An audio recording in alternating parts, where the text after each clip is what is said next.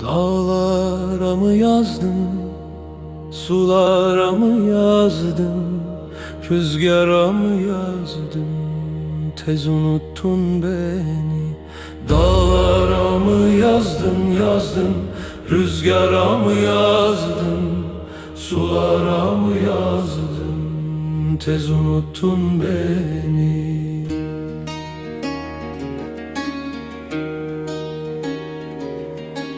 Hayli zaman oldu, ne aradın sordum.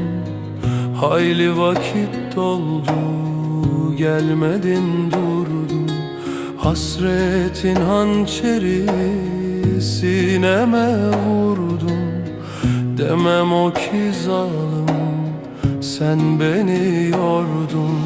Dağlara mı yazdın, sulara mı yazdın, rüzgara mı yazdın, tez unuttun beni.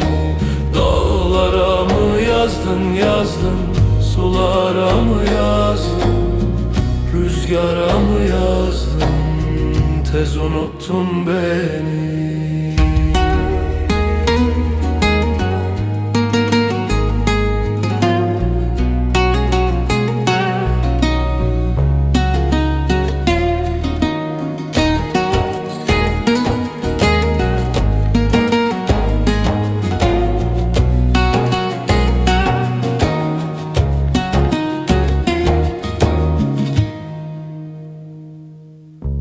Hayli yıllar oldu, bekledim durdum.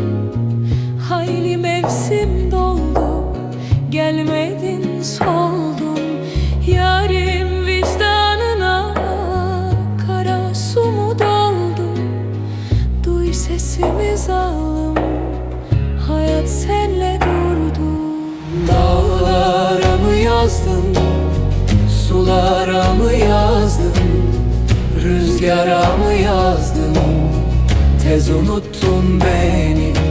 Dağlara mı yazdın, sulara mı yazdın, rüzgara mı yazdın, tez unuttun beni.